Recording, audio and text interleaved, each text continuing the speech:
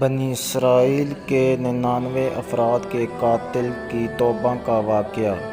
بخاری و مسلم میں بنی اسرائیل کے ایک قاتل کا واقعہ نقل کیا گیا ہے۔ حضور اکرم صلی اللہ علیہ وآلہ وسلم نے اللہ کے ہاں توبہ کی قبولیت سے متعلق صحابہ کرام کے سامنے بنی اسرائیل کے ایک قاتل کا نہایت خوبصورت اور ایمان افروز واقعہ بیان فرمایا کہ بنی اسرائیل میں ایک شخص چوری، ڈکیتی اور قتل میں بہت مشہور تھا اور نہایت معمولی سی بات پر قتل کر دیتا تھا۔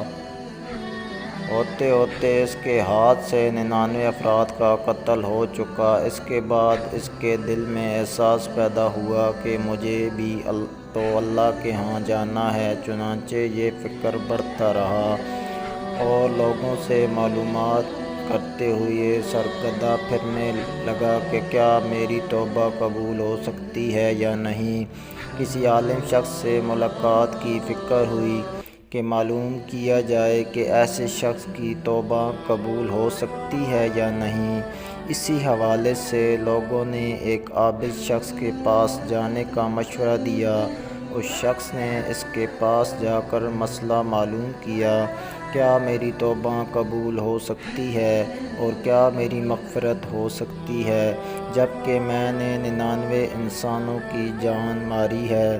تو اس عابد شخص کو اس مسئلے کے بارے میں زیادہ معلوم نہیں تھا، تو اس نے اپنی عقل سے قیاس آرائی کی کہ جو آدمی 99 انسانوں کی جان مار سکتا ہے اس کو مغفرت کہاں سے ہوگی؟ چنانچہ اس نے کہہ دیا کہ تیری توبہ قبول نہیں ہوگی۔ تو اس شخص نے غصے اور جلال میں آ کر اس کو بھی قتل کر کے 100 کا حصہ مکمل کر دیا کہ جب میری توبہ قبول نہیں ہونی تو تجھے بھی ختم کر کے 100 پورے کر دیتا ہوں۔ چنانچہ اس نے 100 کا حصہ مکمل کر دیا، مگر اس کے دل میں پھر بھی یہ خیال تھا کہ میری مغفرت کی کوئی نہ کوئی شکل ضرور موجود ہوگی۔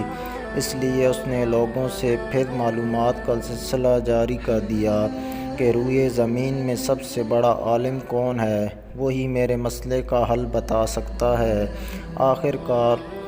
آخر لوگوں نے اس کو بتایا کہ فلاں جگہ ایک عالم رہتا ہے، اس سے جا کے معلوم کرو۔ چنانچہ اس عالم صاحب کے پاس جا کر اپنی زندگی کی ساری کارگزاری سنائی اور 100 آدمیوں کو کس طرح سے قتل کیا سارا کارنامہ سنا دیا۔ معلوم کیا کہ اب بتلائیں کہ میری توبہ قبول ہو سکتی ہے یا نہیں۔ کیا اللہ کے ہاں مجھ جیسے گنہگار کے لیے بھی مغفرت کا کوئی خانہ ہے؟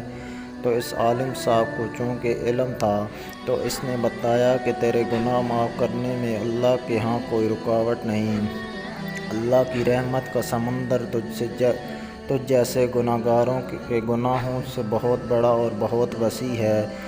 چنانچہ اس عالم صاحب نے اسے مشورہ دیا کہ تم فلاں جگہ سفر کر کے جاؤ، وہاں کچھ اللہ کے بندے رہتے ہیں، ان کا مشغلہ صرف اللہ کی عبادت ہے، ان کے ساتھ مل کر اللہ کی عبادت کرو اور نادم ہو کر اپنے گناہوں کی معافی مانگو، انشاءاللہ تمہاری مغفرت ہو جائے گی۔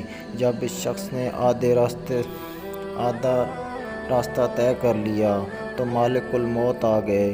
اب اس کی روح لے جانے کا مسئلہ کھڑا ہوا۔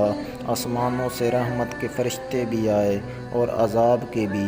رحمت کے فرشتے کہنے لگے، اس کی روح لے جانے کا حق ہم کو ہے، اس لیے کہ یہ سچے دل سے تائب ہو کر عبادت کے لیے جا رہا ہے۔ عذاب کے فرشتے کہنے لگے کہ اس کی روح لے جانے کا حق ہم کو ہے، اس لیے کہ اس شخص نے کبھی کوئی نیکی کا کام ہی نہیں کیا۔ اسی دوران آسمانوں سے ایک فرشتہ آیا۔ بعض روایات سے معلوم ہوتا ہے کہ یہ آنے والا فرشتہ حضرت جبرائیل امین تھے۔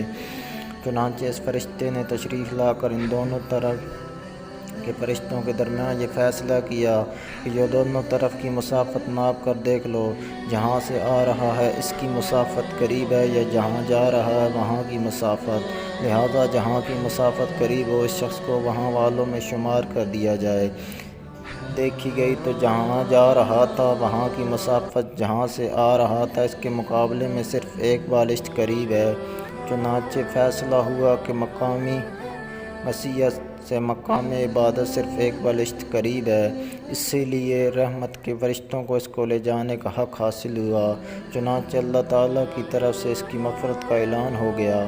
ایک روایت میں آتا ہے کہ قتادہ رضی اللہ تعالیٰ عنہ فرماتے ہیں کہ حضرت حسن رضی اللہ تعالیٰ عنہ نے فرمایا کہ ہم سے یہ ذکر کیا گیا ہے کہ اس شخص کے پاس جب مالک الموت آیا تو وہ شخص سینے کے بل اس سرزمین کی طرف گھسیٹتا چلا گیا۔